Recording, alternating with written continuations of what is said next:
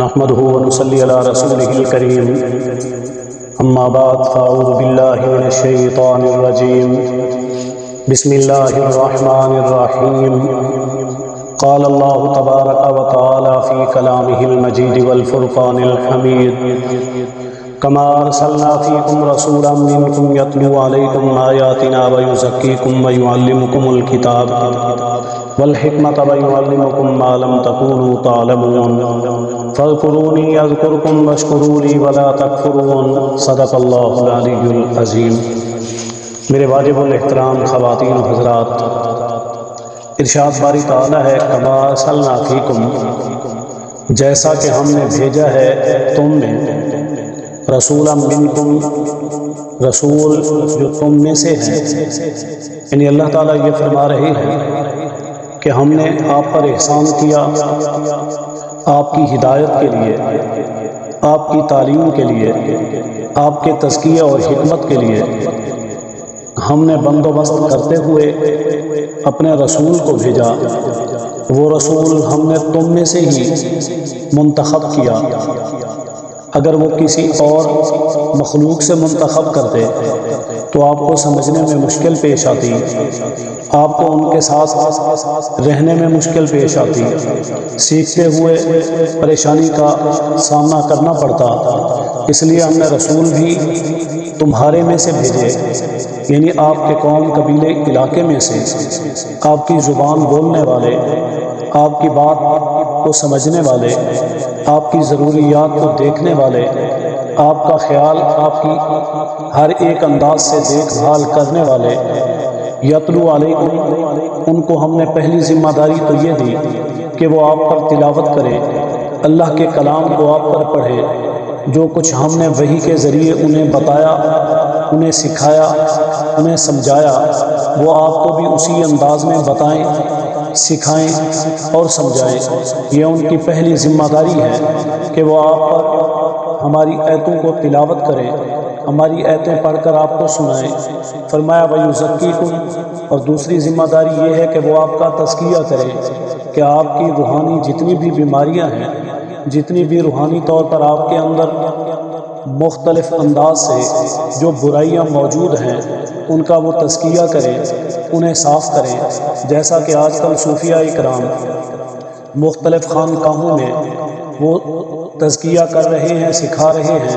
یہاں تو یہ معاملہ ہے کہ اپنے دل کو صاف کرنے کے لیے، اپنے اندر کی قدرتیں، اپنے اندر کی خرابیوں کو پاک کرنے کے لیے ایک زمانہ، ایک وقت، ایک تزکیہ چاہیے، جس کے لیے بہت زیادہ محنت کی ضرورت ہے، یعنی رگڑے کی ضرورت ہے۔ ہمارے مزاج خراب ہو گئے، ہمارے رہن سہن، طرز زندگی خراب ہو گئے، ہمارے معاملات معاشرت کی خرابی کے باعث ہمارے ان دلوں کو رگڑنے کی، کچلنے کی اور صاف کرنے کی ضرورت ہے۔ مگر پیغمبر جتنے بھی تھے ان کی تو فقط مجلس ہی تزکیہ نفس تھا۔ ان کے پاس جو آتے تھے ایمان لاتے، جیسے ہی وہ کلمہ پڑھتے، اللہ تعالیٰ ان کی ساری خرابیاں، ان کی ساری برائیاں، ان کی ساری قدرتیں، ان کے اندر کی جتنی بھی روحانی بیماریاں تھیں وہ سب ختم فرما دیتے۔ وہ پیغمبر کی مجلس کی برکت سے ان کے دل صاف ہو جاتے، ان کا تزکیہ ہو جاتا۔ اسی طرح فرمایا وَيُعَلِّمُكُمُ الْكِتَابَ، وہ صرف سنانے والے نہ ہوں۔ یہ نہیں ہے کہ ان کی ذمہ داری فقط اتنی ہے کہ وہ آپ کو سنا دیں یا ان کلام کے ذریعے آپ کے دل کو پاک کر دیں، منور اور روشن کر دیں، بلکہ وہ آپ کو بھی علم دیں، آپ کو سکھائیں، آپ کو تیار کریں اس انداز سے کہ آپ کسی اور کو آگے یہ علم سکھا سکیں، انہیں سمجھا سکیں، انہیں بتا سکیں، انہیں سنا سکیں۔ ہر ایک انداز سے جو علم آپ کو ملے وہ آپ کو جو علم دیں اس انداز سے دیں کہ وہی علم آپ آگے دوسری نسل تک پہنچا سکیں، آپ اور زمانے تک اسے منتقل کر سکیں۔ وَيُعَلِّمُكُمُ الْكِتَابَ، وہ آپ کو کتاب کا علم سکھائیں، وہ اس انداز سے سکھائیں کہ آپ کو اس کے اندر حرام اور حلال، آپ کو کتاب اللہ کے اندر یہ تمیز ہو جائے کہ یہ چیز، اس کا حکم کیسا ہے، یہ معاملات کیسے ہیں، اس کی معاشرت کیسی ہے، یہ حکم کا مقصد کیا ہے، اللہ تعالیٰ ہم سے کیا چاہتے ہیں، ہمیں کیا کرنا چاہیے، کس چیز کے لیے یہ حکم آیا ہے، یعنی اس کی باریک بینیاں، اس کے جتنے بھی مسائل ہیں، اس کے جتنے بھی معاملات ہیں، ان کو سمجھنے والے، ان کو سیکھنے والے، انہیں پڑھنے والے۔ فرمایا والحکمت، اور آپ کو حکمت سکھائیں، حکمت کی ایسی باتیں کہ جو رہتی دنیا تک کے لیے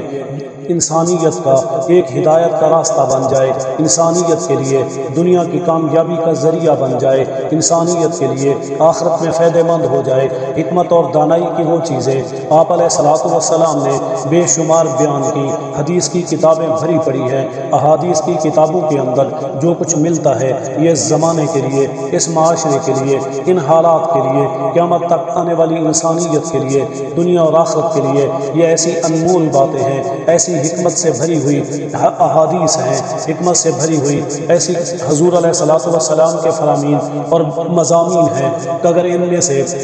کسی ایک پر عمل کیا جائے تو وہ کامیابی کا زینہ ہے، وہ کامیابی کا ذریعہ ہے، وہ کامیابی کا راستہ ہے۔ فرمایا وَيُعَلِّمُكُم مَا لَمْ تَكُونُوا تَعْلَمُونَ، وہ آپ کو سکھاتے ہیں، آپ کو اس انداز سے سکھاتے ہیں جس کو آپ پہلے نہیں جانتے تھے، وہ آپ کو وہ سب کچھ بتاتے ہیں جس سے آپ پہلے واقف نہیں تھے، جسے آپ پہلے سننے والے، پڑھنے والے، سیکھنے والے نہیں تھے، بلکہ آپ علیہ الصلوۃ والسلام نے آ کر آپ کو وہ سب چیزیں اس انداز سے سکھائی کہ آج آپ اہل علم کہلانے لگے، آج آپ سے دنیا سیکھنے کے لیے آنے لگی۔ آپ اس دور کے جب آپ نے یہ سیکھے نہیں تھی تو جہالت کا زمانہ کہلاتا تھا، آج علم کا زمانہ کہلاتا ہے۔ آج آپ نے یہ سب چیزیں سیکھ کر دنیا کو منور اور روشن کرنا ہے۔ فرمایا فاذکرونی، بس اس کا بدلہ یہ ہے کہ تم مجھے یاد کرو اور میں اذکرکم، میں تمہیں یاد کروں گا۔ یعنی اللہ تعالیٰ سے یہ تمام چیزیں اللہ کی معرفت، اللہ تعالیٰ کی پہچان اللہ تک پہنچانے والی ہیں۔ حضور علیہ الصلوۃ والسلام نے